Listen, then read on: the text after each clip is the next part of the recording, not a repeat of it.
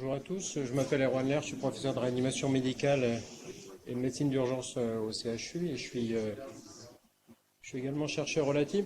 Alors, l'équipe Eric Stadel vous a déjà présenté beaucoup de travaux qu'il a appelés de la menuiserie. Moi, je vais faire encore plus bas, je vais vous présenter un petit peu de plomberie et un petit peu de mécanique des fluides, mais vous verrez, je vous montrerai pas grand-chose. Alors, l'entreprise Oxinov, elle est toute récente. Enfin, Oxinov France vient d'être créée à Brest il y a moins de 3 jours. Et la filiale d'une société franco-québécoise qu'on avait créée il y a 5 ans à Québec quand j'étais professeur à l'Université Laval, qui elle s'appelle Oxinov Québec. La partie québécoise, en fin de compte, s'occupe du hardware, de nos produits hardware, et la partie française sera vraiment dédiée au développement des logiciels d'interprétation du signal, puisque là on est clairement dans le traitement du signal. Alors donc Oxinov, donc je vous l'ai dit, c'est vraiment spécialisé dans l'automatisation des processus en soins respiratoires. Je vous montrerai quelques exemples. Et la partie française, c'est vraiment le logiciel dit intelligent de traitement du signal. On s'appuie beaucoup sur la simulation, sur l'analyse des signaux et puis surtout l'automatisation de cette analyse. Donc moi je vous l'ai dit, je suis un plombier. Moi je suis pneumologue de formation initialement. Je suis réanimateur médical. Je me suis essentiellement intéressé à la ventilation artificielle et à la médecine d'urgence et à l'oxygène. Et donc c'est à partir de mes problématiques de terrain qu'on a essayé d'avancer. L'équipe administrative, l'équipe qui porte le projet, moi je suis juste le porteur scientifique. L'équipe administrative qui porte le projet Oxinov France, c'est une équipe franco-québécoise. Le français, c'est Jean-Luc Balzer, qui est président d'Oxinov Québec et qui habite au Québec. Et le gérant français, c'est André Couture, qui lui est québécois, mais habite en France, et qui, eux, sont vraiment l'équipe administrative et marketing et développement de cette branche française. Et tout ça, ça marche que parce qu'on a une équipe projet d'ingénieurs terrain. Et le premier ingénieur qu'on vient d'embaucher, donc justement il y a 3 jours, c'est Tanguy Nguyen, qui est un de nos étudiants à Télécom, qui était un de nos étudiants en thèse et qu'on a gardé avec nous pendant longtemps sur des contrats post-doctoraux en attendant que la société émerge, qui est un ingénieur qui est assez extraordinaire. Il est sorti de major de sa promotion à Télécom Bretagne et qui lui est vraiment spécialisé sur le traitement du signal en dur. C'est pas quelque chose du tout qui parle habituellement aux médecins. Lui est vraiment sur le codage informatique et sur l'automatisation des tâches. Mais par contre, il a un savoir-faire. Il arrive à comprendre nos problématiques médicales et à les intégrer dans des processus informatiques un petit peu sophistiqués.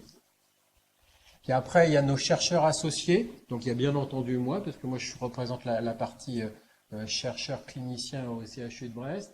Il y a Dominique Pasteur qui est lui un mathématicien pur. Lui, tout ce qu'il fait, Dominique, c'est de la mathématique très peu appliquée initialement, mais qui, pareil, arrive à nous modéliser un certain nombre de nos processus. Et Dominique travaille à l'Institut Mines Télécom et à Télécom Bretagne.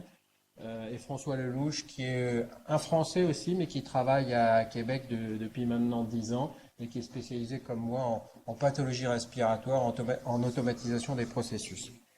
Donc ça, c'est un petit peu l'équipe projet.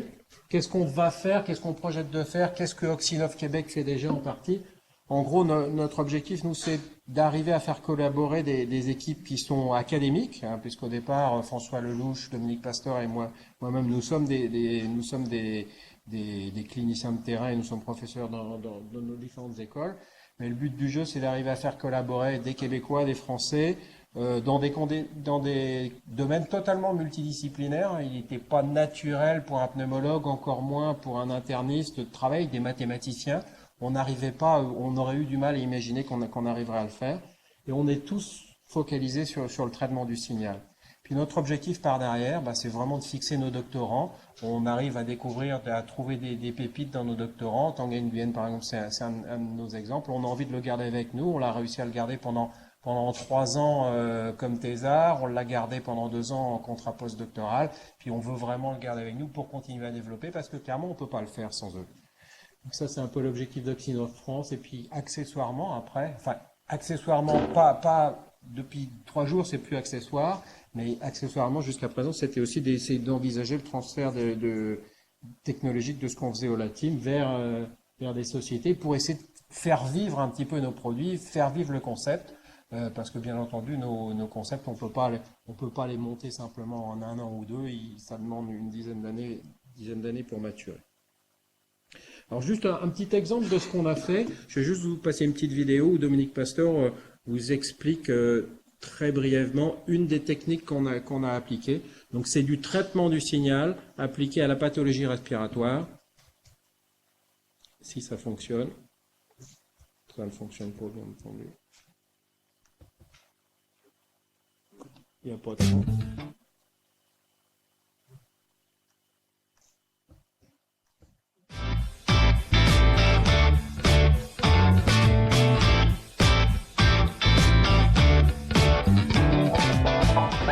La ventilation mécanique assiste les patients dont la respiration devient inefficace, voire absente.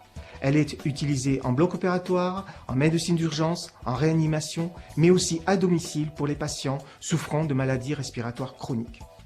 Afin de traiter le nombre croissant de patients assistés par ventilation mécanique, il devient nécessaire de disposer de systèmes de surveillance non intrusifs, portables et peu coûteux, capables de détecter avec fiabilité les interactions imparfaites entre le patient et le ventilateur. Ces interactions imparfaites sont des anomalies très fréquentes et inévitables. Elles peuvent entraîner une assistance incomplète ou un effort accru du patient. Elles sont préjudiciables à la santé de celui-ci.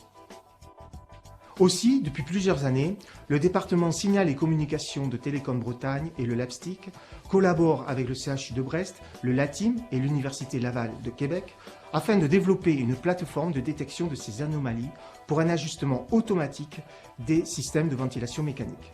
La solution repose sur des solutions innovantes de détection adaptative de changement. Les algorithmes ne requièrent aucun apprentissage préliminaire.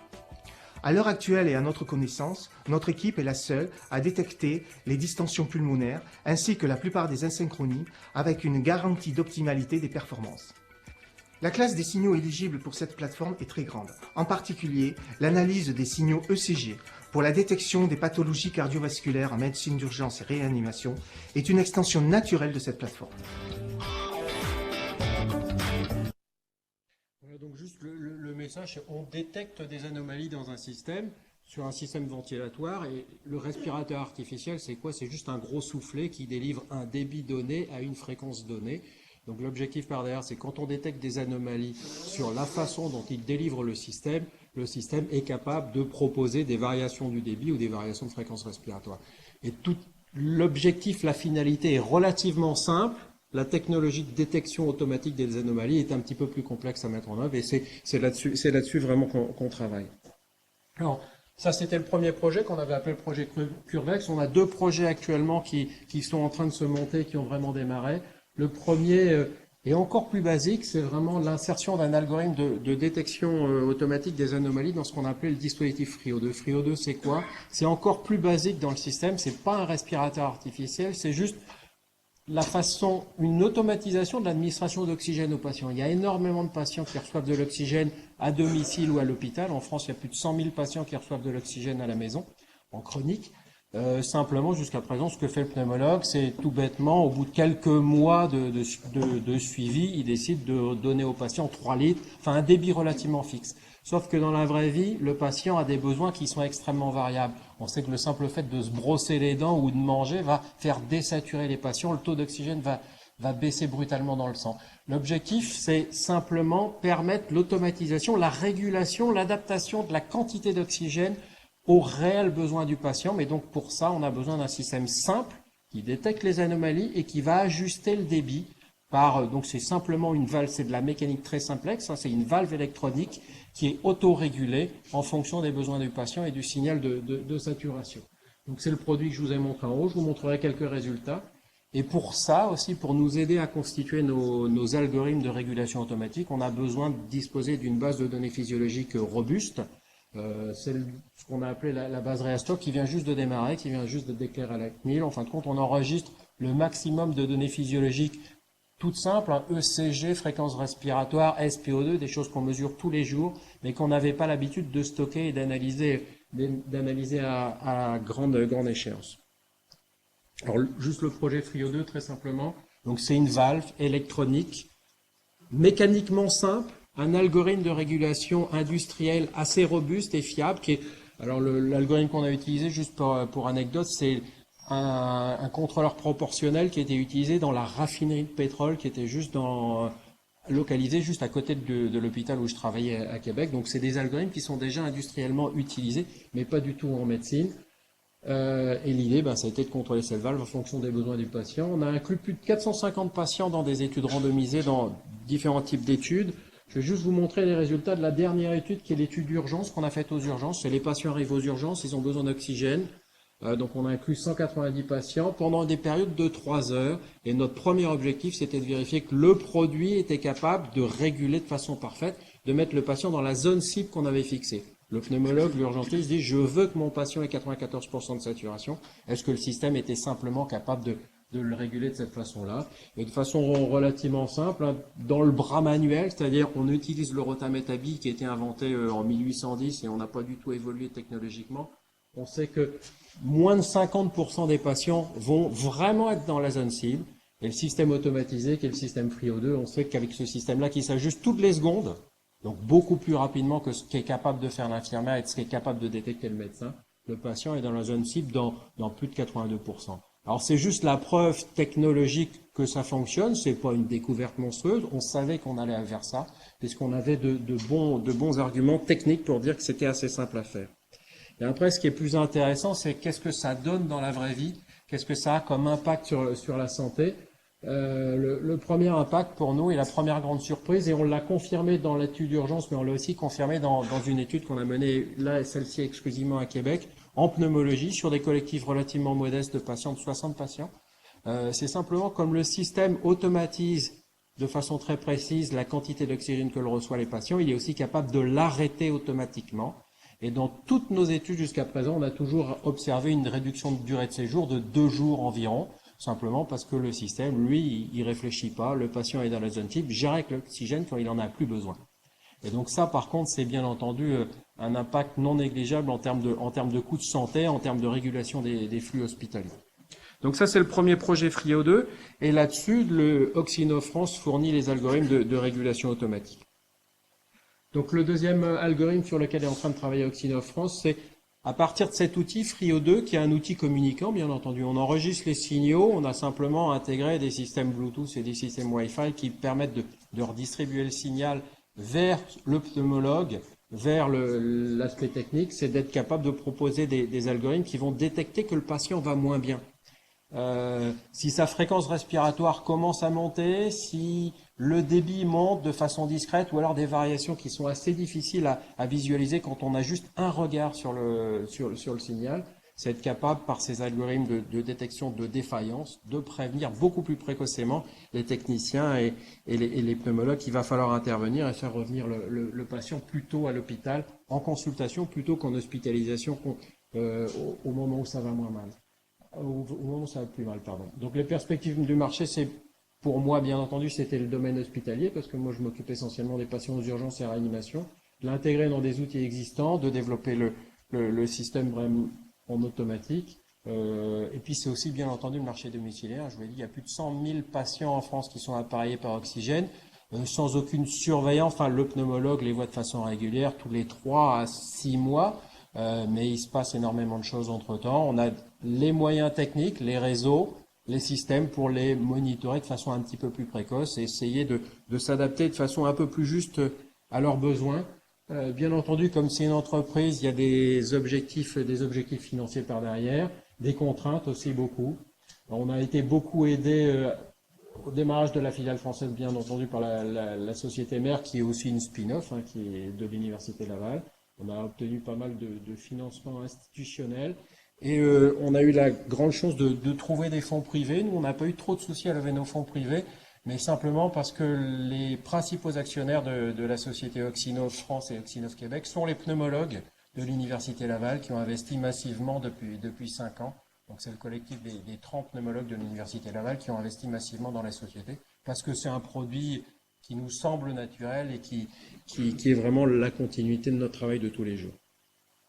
Voilà, et là c'est la diapo que m'a passé notre PDG, l'offre de valeur, le marché accessible, lui c'est ce qu'il vise, 2% du marché accessible. Voilà, donc Mais on est bien loin de l'avoir atteint puisque la société vient juste de s'ouvrir il y a 3 jours. Je vous remercie.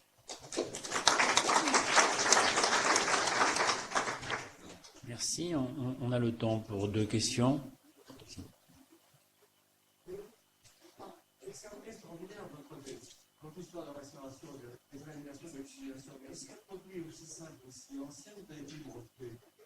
Alors, ouais, c'est exactement ça. Juste une autre petite anecdote. C'est extraordinaire, mais on se demandait. Le jour où on a eu l'idée, François Lelouch et moi, on est un week-end, on se dit mais qu'est-ce qu'on peut faire? On pensait à faire de la respiration artificielle complexe. On s'est dit mais ça va correspondre, ça va intéresser 10 patients. Nous on voulait faire un truc plus basique, c'est-à-dire plus basique au sens ça a touché le maximum de patients. On s'est dit ça existe forcément parce que on n'invente rien en termes de technologie industrielle, de régulation de valves, et donc forcément, ça existe déjà. Et on n'a trouvé aucun dispositif existant. Aucun. Alors, répondez-moi, vous avez pu le breveter, le Nord Oui. lui-même? Oui. Donc, le brevet est déposé depuis 2009. Il est toujours en examen par l'Office des brevets américains. Et l'application à domicile, elle est aussi dans le... Oui, elle fait l'objet d'une 2e demande de brevet. Voilà. On espère qu'on l'obtiendra. De toute façon, il y a le savoir industriel par derrière, mais la question, on était même les premiers étonnés d'arriver à le faire et de se rendre compte que personne ne l'avait déjà fait. Oui, allez-y. Oui, une question tout à fait pratique. Pour les patients d'insuffisance respiratoire chronique qui sont sous oxygénothérapie sans machine, est-ce que votre système s'adapte? Allez, il est justement initialement fait pour ces patients-là. Et comment vous le faites? Alors, on a un protocole qui doit être... on a déjà commencé à appareiller, mais hors protocole, 6 patients à Québec. C'est juste un petit boîtier qui est de cette taille-là, qui se connecte sur leur extracteur d'oxygène. Donc, on ouvre l'extracteur au maximum et on branche juste notre système de régulation de ce débit-là par-dessus. Donc, c'est totalement transparent, totalement applicable au système déjà existant. Et ça, on voit les données au pneumologue. Est-ce que votre dispositif est adaptable en néonatologie pour la prévention de la rétinopathie du prématuré? Alors c'était une autre question aussi, parce que la néonatologie, c'est des régulations totalement différentes, c'est des débits extrêmement fins, un besoin de précision qui est encore plus important. Notre valve, elle répond toutes les secondes aux consignes, et elle est précise à 0,1 litre minute près. La seule inconnue, c'est qu'on n'avait jamais appliqué ces algorithmes de connexion à des enfants. Donc on vient de démarrer un protocole sur Brest, il doit y avoir 12 patients qui ont été inclus. Ils ont inclus 10 patients de 3 semaines, et là ils attaquent la partie un peu plus adulte parce qu'on a changé d'épidémie. Oui, a priori, ça marche aussi bien et avec absolument aucune oscillation. C'était notre grosse inquiétude, on pensait que le temps de réponse des enfants serait beaucoup plus important, et au contraire, non, la régulation est encore plus fine et plus stable. Une dernière question. Oui, merci. Vous avez bien expliqué pour votre premier système qu'il n'y avait pas d'apprentissage préliminaire. Non. Vous avez donc modélisé un nombre considérable de pathologies de manière à puiser dans votre base de données une adaptation avec de l'IA, bien entendu, je suppose que c'est ce que fait M. Nguyen en permanence, sur une base énorme. Alors non, au départ, la grosse base de données qu'on commence à acquérir, elle nous sert plus à proposer des correctifs et des nouveaux indicateurs. Le contrôleur proportionnel qu'on a intégré au départ, il part du principe qu'on ne connaît pas les anomalies. C'est le concept mathématique qu'a développé Dominique. On ne connaît pas les anomalies au préalable, mais par contre, le contrôleur est capable de s'adapter en permanence à tout changement, de façon très rapide. Et donc, on n'avait pas besoin pour cette première partie de base de données. Vous excluez totalement. Ouais, on exclut totalement l'apprentissage. Merci.